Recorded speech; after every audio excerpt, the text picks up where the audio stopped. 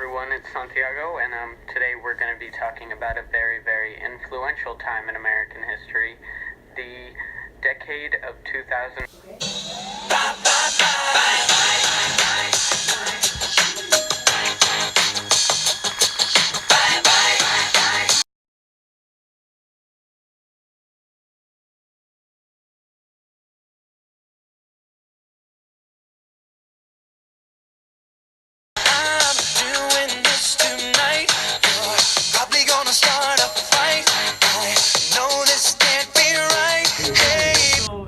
In 2000, I was only like in second grade, so I didn't really, I didn't have a lot of say between Al Gore and George Bush. But now it's time to leave and make it alone. I know that I can't take no more. It ain't no. December 11th, I was in 7th grade, and I was actually homesick that day. I was faking sick because that's what I did in 7th grade. And then I was sitting and watching a movie, and my neighbor called me and told me I need to turn on the TV. And I like saw what was happening, but as a 7th grader, I didn't really understand what was happening. So I just was like, okay, and I turned my movie back on. In 5th grade, and I was sitting in class, and they actually made like an announcement over the speaker saying like if you had parents or family that worked in New York, that you were supposed to like come down to the office so that they can talk to you. So I was kind of freaking out because my dad worked there, but like that's like so vivid still in my memory. I still remember all that. We're going to talk about something that was very important to American culture, especially during that decade. We're going to start off with art and architecture. Now, some very important artists to keep in mind are artists like Ron English, Shepard Fairey, and Louise Bourgeois. Now on to architecture. We have some very important types of architecture, such as starchitecture. We have green building, and most of America being predominantly urban. Now, a very big one as part of architecture was green building, and this is because America wanted to be able to sustain and grow crops in just about any location in the country.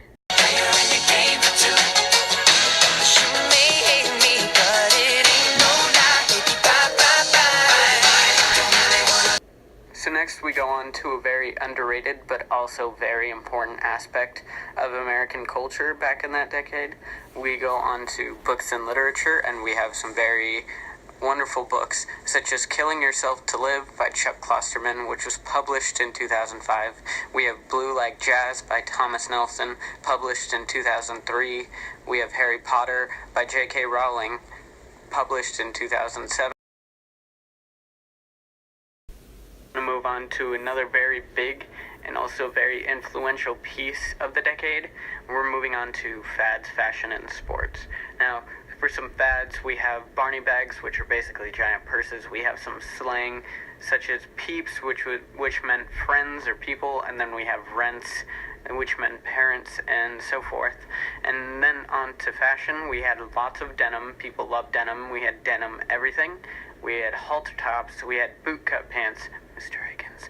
We had chokers and fishnets. We had wedge flip-flops, which are pretty ugly. And then on to sports, just your standard sports that everybody loves. We have basketball, football, hockey. Baby, bye, bye, bye. Just hit me with the truth now. Girl, you're more than welcome to. So give me one good reason, baby, come on. I live for you. When I was in junior high and high school, the fashion trend was to wear like the skater shoes and like the studded belts and stuff like that. So I definitely had a phase where I wore stuff like that, kind of dressed like a guy, which is just weird. So that's all I did.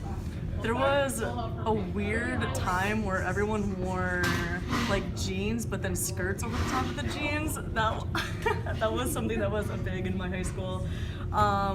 Did you guys ever have the shoelaces that were curled and they said you didn't have to tie them? I know what you're talking about. Yeah, so they had those. I had those a few years ago. Yep. So that was a big thing. Those those like slap bracelets. That was big too. Those are still, yeah. That's all I can really remember. Now we go on to yet another very big and important aspect in American society during the decade. It wasn't as important as music, but it was definitely important just because of the heights that it was taken to within those 10 years. As technology had progressed further, films and television also became much better in quality. And yeah, so here's some examples of films at the time. We have Lord of the Rings, we have No Country for Old Men, There Will Be Blood, and Star Wars 3, Revenge of the Sith. Now, as for television, we have some other very more popular and influential shows such as Lost, Supernatural, 6 Feet Under, The Office, Family Guy, and Prison Break. And it's really amazing to think about how far we've come technologically, and you can definitely see it, especially in television, with Family Guy being a prime example, as back in 2001, the quality, it was just so scratchy and chunky, and the shapes weren't really as good as they are now. Student with us, she just moved here from Africa. Welcome. I'm from Michigan. Great. I'm 16. Until today, I was homeschooled. And then it was goodbye, Africa.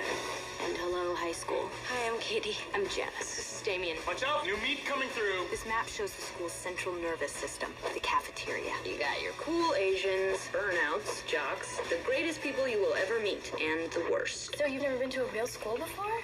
Shut up. Shut up. I didn't say anything. Plastics. Who are the plastics? They're teen royalty. That's Karen Smith. She is one of the dumbest girls you will ever meet. I'm kind of psychic. Really? It's like I have ESPN or something. Gretchen Wieners. She has 2 Fendi purses and a silver Lexus. And evil takes a human form in Regina George. She knows everything about everyone. That's why her hair is so big. It's full of secrets. We want to invite you to have lunch with us. Regina seems sweet. Get in, loser. We're going shopping. Your house is really nice. I know, right? Being with the plastics was like leaving the actual world and entering girl world. Have you seen any guys that you think you're cute yet? There's this guy in my calculus class. His name's Aaron Samuels. No. That's Regina's ex-boyfriend. Ex-boyfriends are off limits. I mean, that is just like the rules of feminism. Gretchen told me that you like Aaron Samuels. I could talk to him for you if you want. Really? You would do that? You're so hot. Why would she do that? She's a life ruiner. I knew how this would be settled in the animal world. But this was girl world. All the fighting had to be sneaky. I want to lose 3 pounds. They're these nutrition bars my mom uses to lose weight. It won't close. It's a 5. You could try Sears. Why are you eating a Caltine bar? What? They make you gain weight like crazy. Who does she think she is? I like invented her. I'm sorry I laughed at you. I'm sorry I called you fat. I'm sorry that people are so jealous of me. But I can't help it that I'm popular. Walk it off. Walk it off. Now, another very important aspect to American society in the decade, and probably the most important, is music. And the reason I say it's probably the most important is because, well, everybody knows just about all of these songs, or has heard of them at least, and it's such a big influence in so many people's lives, especially in music today. So some examples of artists include Mariah Carey, we have Usher, the Black Eyed Peas, Nickelback, Kanye West, Mary J. Blige, Fergie.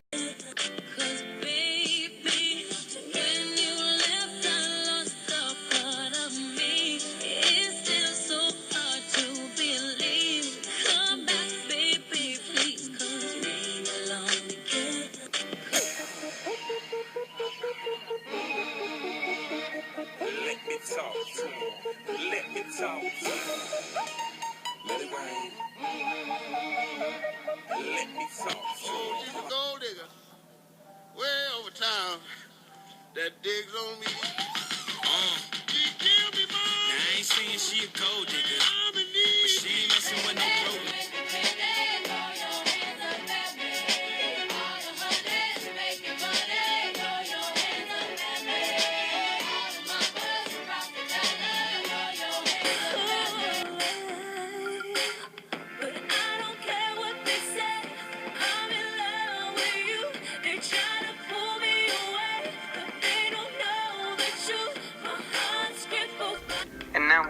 on to the second most important aspect of American society behind music, and I say this just because it really went kind of unnoticed in a way, but it was still very influential to American society as it is today. So we have inventions and medical discoveries. So with inventions, we have things like the Segway, we have Apple and their iPods and iPhones, we have hybrid cars, and along with the internet from previous years or the 90s, we have YouTube.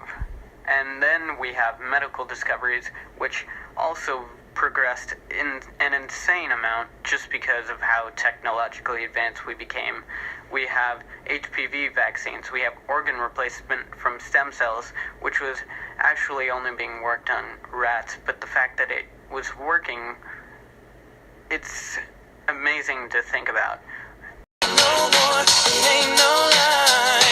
I wanna see you out that door, baby, bye, bye, bye. Don't wanna be a fool for you, just another player in the game for two. You may hate me, but it ain't no lie, baby, bye. One of the big ones would be that I graduated high school in the 2000s, and I also met my then boyfriend, but now husband.